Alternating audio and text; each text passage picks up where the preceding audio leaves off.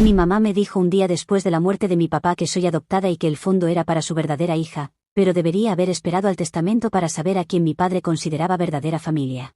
No sé ni por dónde empezar. Siento la cabeza como si se me partiera en dos, y no solo por el dolor de cabeza de estar a esta hora escribiendo. No he dormido en días, y una parte de mí teme que, si cierro los ojos, despierte y esta pesadilla siga repitiéndose. Mi papá falleció la semana pasada. Fue un infarto repentino. Un minuto estaba aquí, enviándome memes tontos de perros con vestidos de novia, sabía que estaba planeando la boda, y al siguiente ya no estaba. Creo que nunca había llorado tanto en mi vida. Mi papá era una persona muy importante para mí, la única persona que me hacía sentir inquebrantablemente segura, sin importar lo que pasara en el mundo. El día después de su funeral, aún estaba en shock. Mi prometido había ido a casa a traernos ropa y comida porque yo llevaba días encerrada en la casa de mi mamá, casi sin funcionar. Fue entonces cuando mi madre entró en mi antiguo cuarto, se sentó en el borde de la cama y soltó una bomba que partió mi mundo aún más. Después de haber perdido ya a papá, me dijo que era adoptada. Con 25 años y en pleno duelo por mi padre, mi madre decidió que ese era el momento de contármelo. Pero ni siquiera eso fue lo peor. No me lo dijo por amor, ni por culpa, ni por querer ser honesta ahora que la verdad había salido a la luz. Me lo dijo porque quería justificar quitarme el fondo de la boda que papá había ahorrado para mí y dárselo a su verdadera hija, mi hermana. Luego continuó diciendo más cosas para hacerme sentir peor. Sabes, la única razón por la que te traté bien mientras crecías fue por tu padre. Él te amaba como si fueras suya, pero no lo eres. Tu hermana es mi sangre, y ella merece ese dinero más que tú. Y no lo dijo enojada, como si hubiera estado conteniéndose el odio hacia mí, lo dijo con naturalidad como si me explicara algo que para ella era lo más normal del mundo. Solo la miré. Y después llegaron las lágrimas, no porque creyera en su versión de lo que es una verdadera familia, sino porque dolía tanto escuchar que la mujer que me crió básicamente admitiera que su amor había sido una actuación. Algo que hacía solo para tener contento a papá. Pero aquí está el detalle, no le dejé ver toda mi rabia. En lugar de eso, me incliné hacia el papel que ella quería que interpretara. Fingí estar destrozada, confundida, rota. Hice preguntas como, ¿por qué no me lo dijiste antes? Y, ¿esto significa que nunca me quisiste de verdad? Dejé que los sollozos sacudieran mi cuerpo hasta que la vi satisfecha, casi triunfante, como si hubiera ganado algo al contar finalmente la verdad. Por dentro, sin embargo, ardía. Porque mi papá era mi verdadera familia.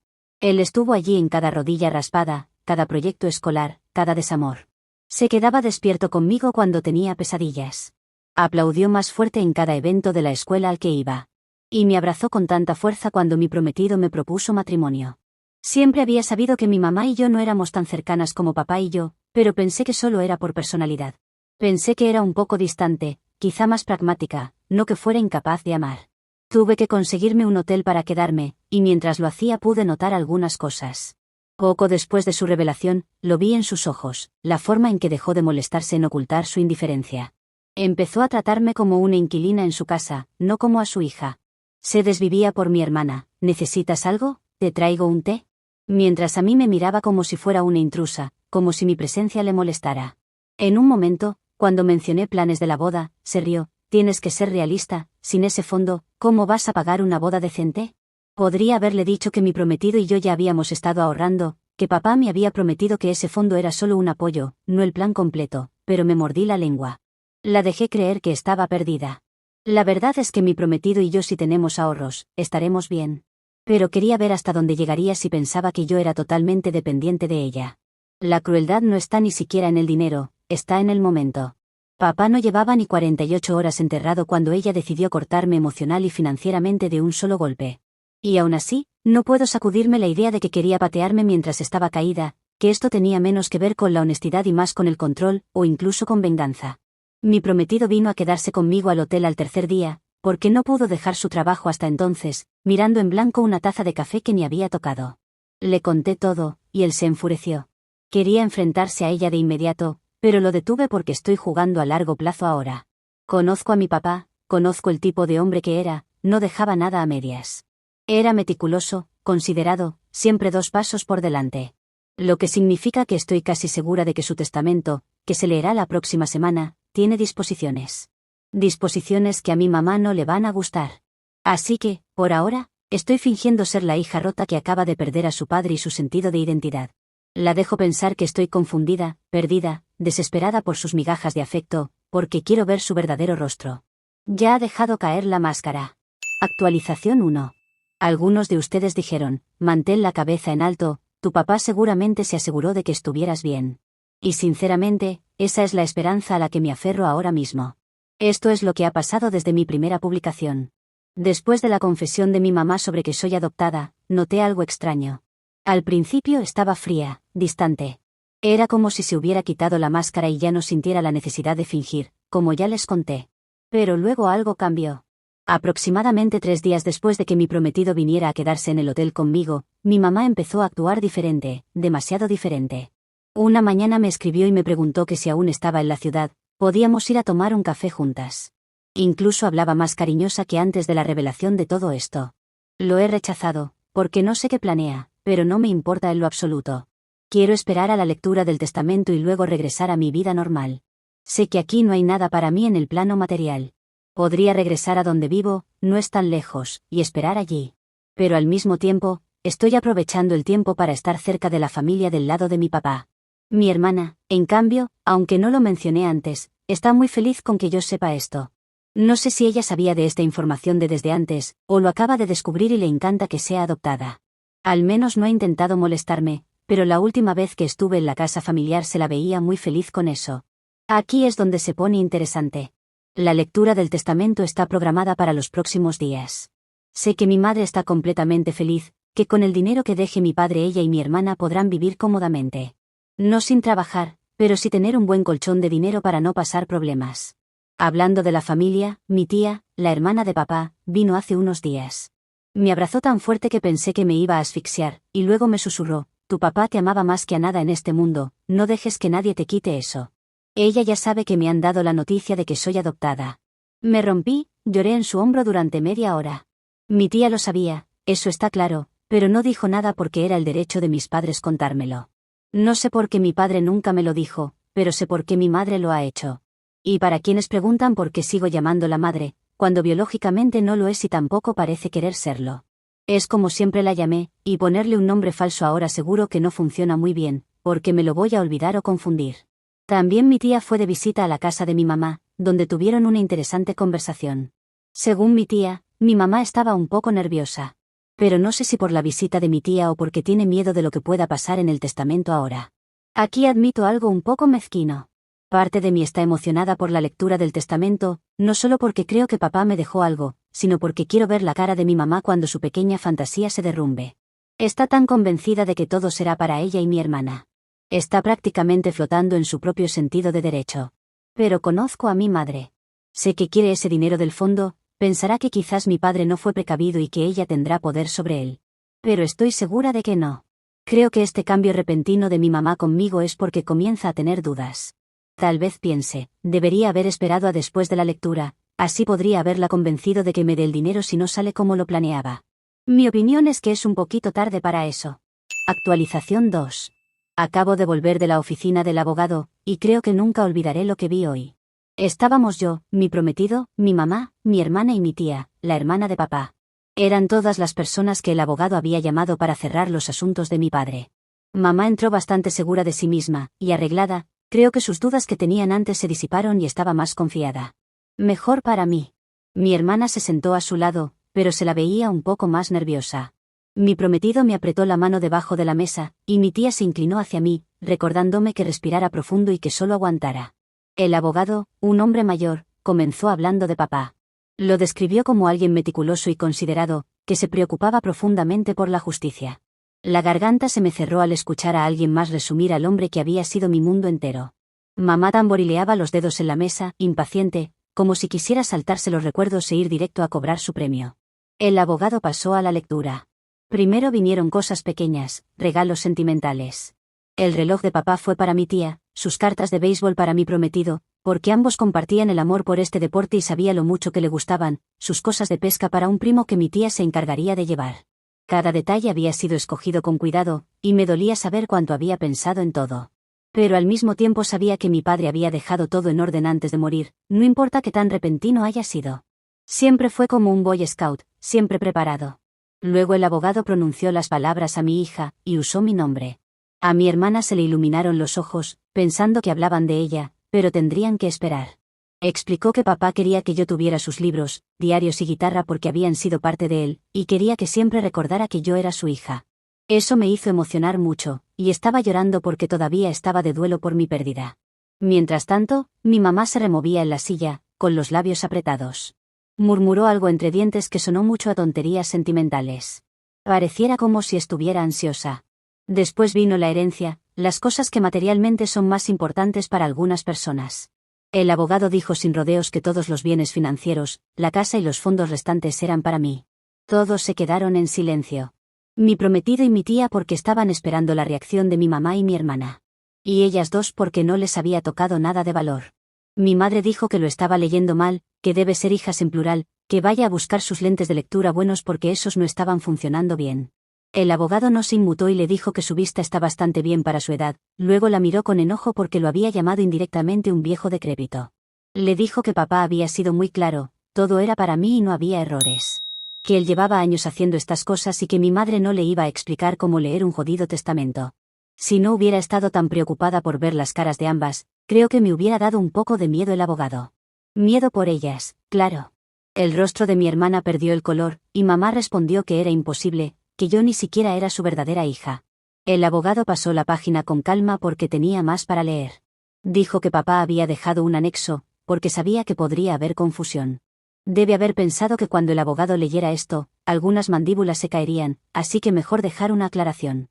Entonces leyó las palabras de papá: la sangre no define a la familia, el amor sí.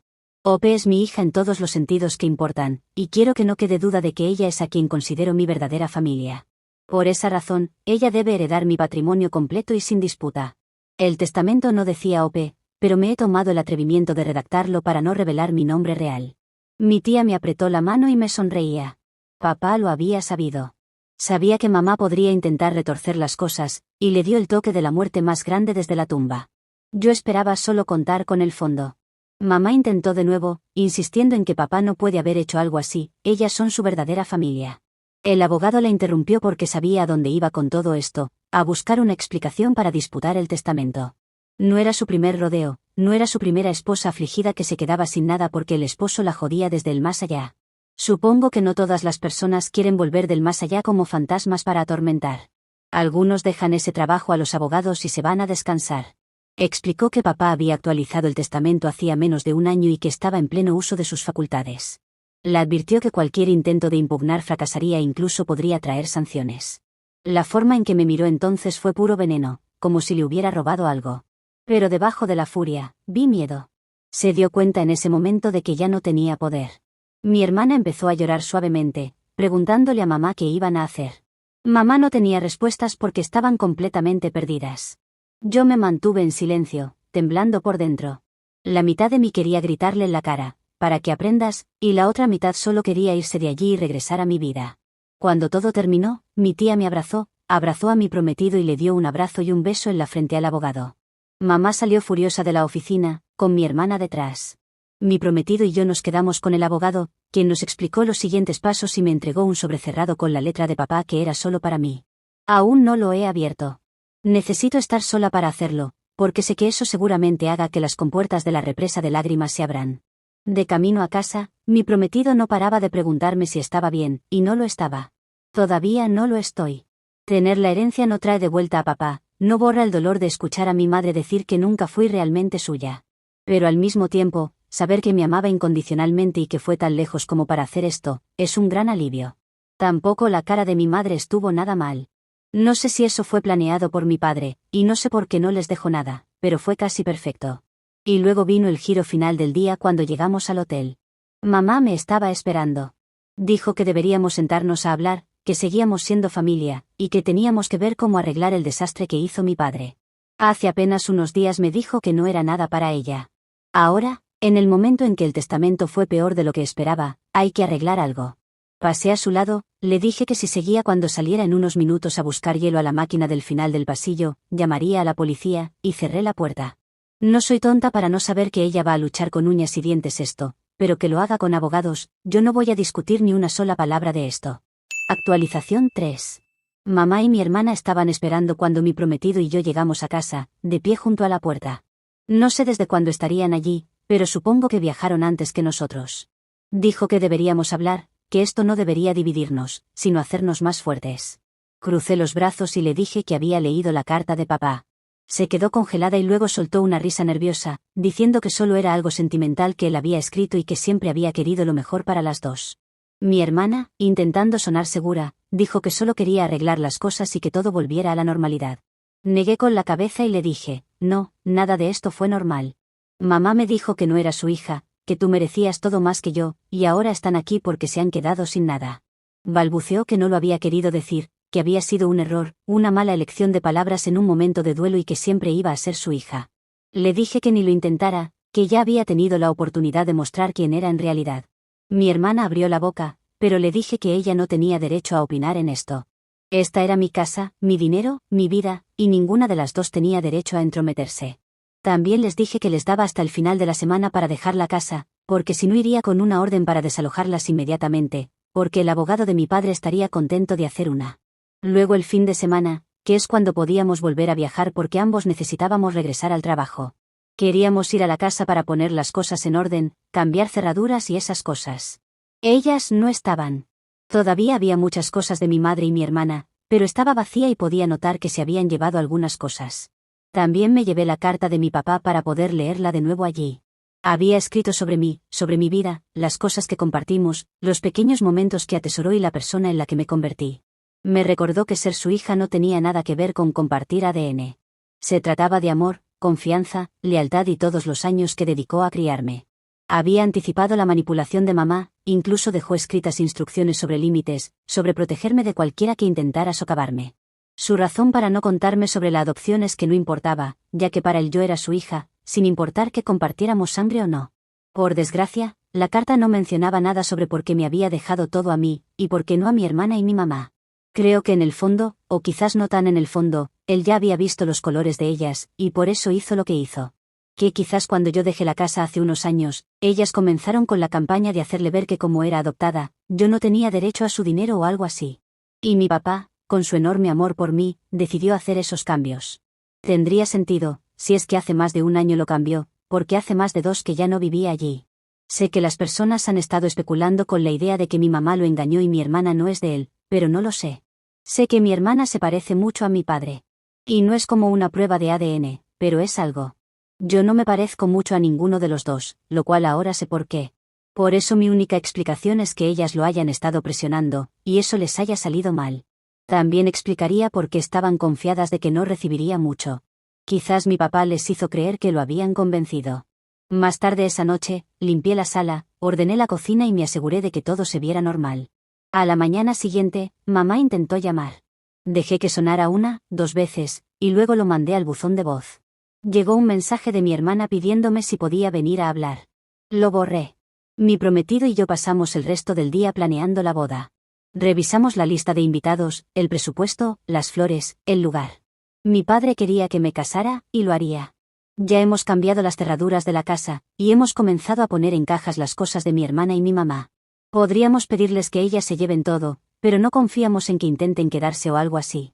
Nos tomará un tiempo porque debemos regresar, pero algunos viajes de fin de semana serán suficientes. Una vez que la casa esté completamente vacía de pertenencias personales, incluidas las mías o de mi padre, pondremos la casa en alquiler. Mis pertenencias o las de mis padres las llevaré a un almacenamiento, mientras que me llevaré algunas que atesoro a mi casa. Pero como no tenemos lugar, no puedo tener todas allí. Las cosas de mi madre y de mi hermana serán enviadas a donde se hayan mudado, una vez que estén listas y ellas me digan dónde están. Supongo que ambas en la casa de mi hermana, pero de eso me preocuparé más adelante. Actualización 4.